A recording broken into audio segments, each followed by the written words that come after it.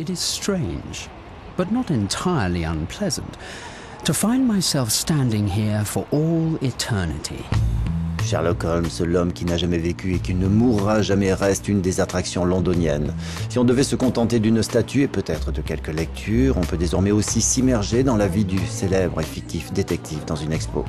Elle est organisée au Museum of London. Elle mélange fiction, dont notamment toute la panoplie emblématique, et l'attirail de Holmes, personnage éminemment britannique et donc excentrique. Mais elle présente aussi son extrait de naissance de 1854, soit les premières notes d'Arthur Conan Doyle.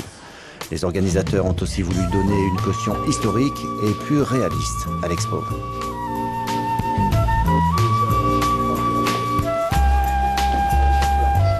Je pense que nous avons tous tendance à imaginer ce Londres du 19e tel que Conan Doyle le décrivait.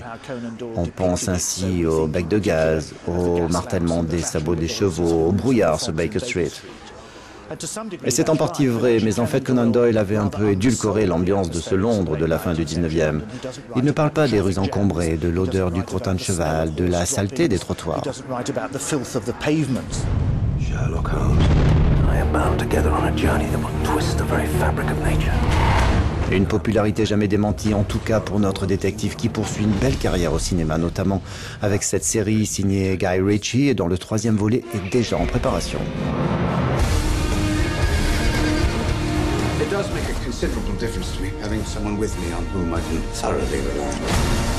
It was nice to see you, Watson.